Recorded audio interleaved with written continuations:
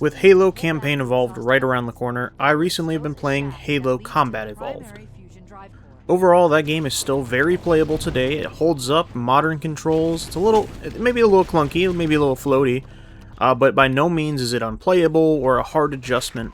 And so even though that game holds up, and even though that is the foundation for the entire series, I would argue this is not the best game in the series. And if anything, this game has a lot of problems that the remake may or may not fix.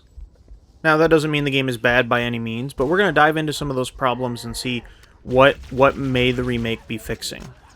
Starting off with the obvious, the second half of the campaign. It is widely known that the second half of the game is just not as good as the first half. Mainly because the second half is mostly replaying the first half. 3 out of 5 missions in the second half of the campaign are just going through essentially the same assets, the same levels as the first half, but with Flood, maybe a little damage, just a little bit different, but is more or less the same level. Now, the new remake is supposed to keep the same level design according to interviews, for everything except for the library, which we will talk about in just a moment. With that said, we don't know what the remake is doing to change up maybe the atmosphere or the graphics or just the overall vibe to maybe make those levels feel more distinct. Obviously, part of it is just they look the same as the beginning levels. They're using a lot of the same assets. So if the remake wants to come in and change up how it looks and rework it just a little bit, then it may feel like a different level and may be a lot better. Now, when it comes to reworking the entire level, there's only one level in the game that really needs it, as we all know, and it is confirmed that this level is getting reworked. It will play out differently. I don't know what that looks like. I don't know how much of a change it's going to be, but the library, of course, commonly known as the worst level in this game, possibly one of the worst levels of any Halo game. This level is tedious, it's repetitive, it's bland to look at, it's got the weakest enemy variety because the Flood are the only enemies in this level. It's the only level in the game that only has Flood as the enemies, but they're not very interesting to fight. Hopefully this remake just makes at least the levels look different, feel like you're getting deeper into the Flood. It's rumored that this game is going to rework how the Flood works to be more like Halo 3. They're supposed to be able to, the popcorn Flood are going to get into the humans and convert them to Flood in real time, similar to Halo 3. At least that's what I've heard. So the Flood themselves may be more interesting to fight as is, which will drastically improve this level, but the library definitely needs some work. It is not a great part of this game. Part of my problem with the library is the fact that there's no reason, at least from what was explained, that Guilty Spark teleports Master Chief to the bottom of the library as opposed to the top. This goes hand in hand with all the other poor story explanations that maybe could get a little bit ironed out in this game. For example, why does Cortana not explain herself when Chief has to run away at the end of Assault on the control room and he goes to the swamp to find keys? The captain, we've got to stop the captain. Keys? The weapons cache he's looking for, it's not really... We can't let him get inside.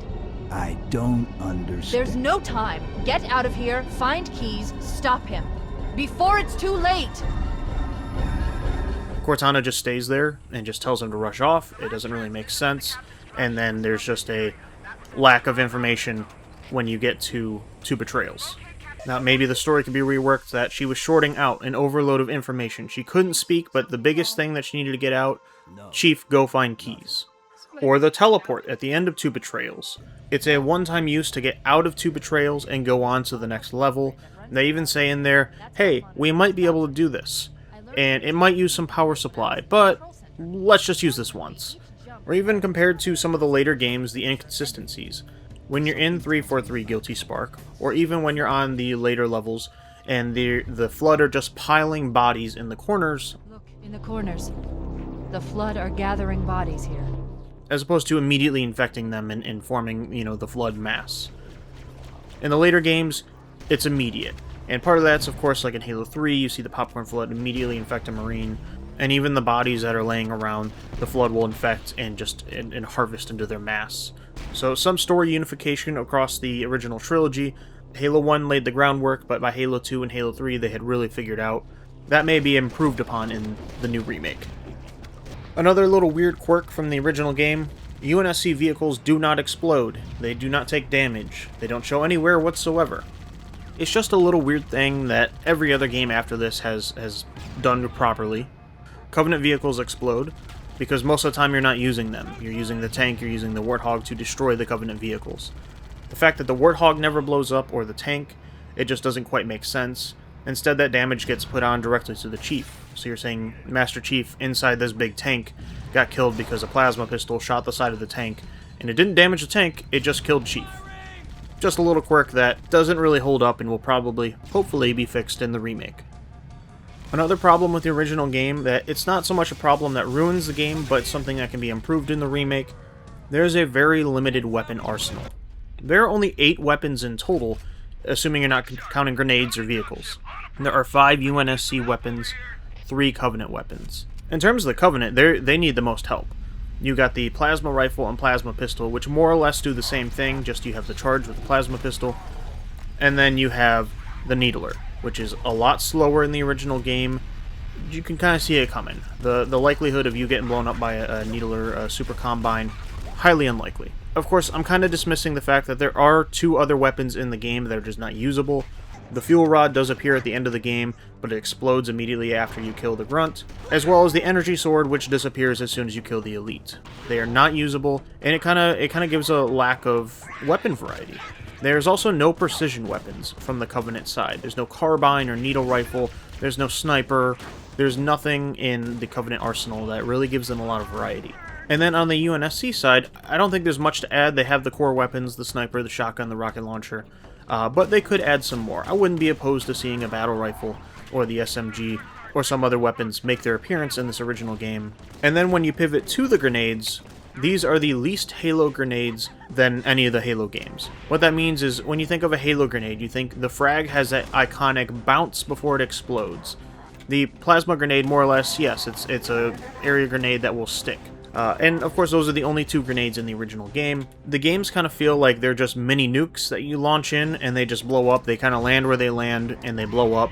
The plasma of course still is sticky, but they're massive explosions, and they're chain explosions, and so you can sometimes get killed out of the blue because just a chain of explosions occurred right next to you and you died. In the remake, I really wouldn't mind seeing the frag feeling like the classic Halo frag, the grenades being a little less just obnoxiously large of an explosion, and I also would love to see, hey, add, if you're going to have the brutes in some of those extra missions and you can, with a skull, turn them on, add the spike grenade.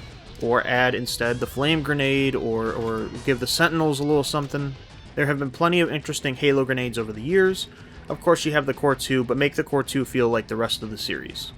Another aspect is that Chief and Cortana kind of get reworked between Halo 1 and Halo 2, and they stay consistently those characters for the rest of the series. Cortana is more or less the same in this, but they couldn't quite decide, does she have a British accent?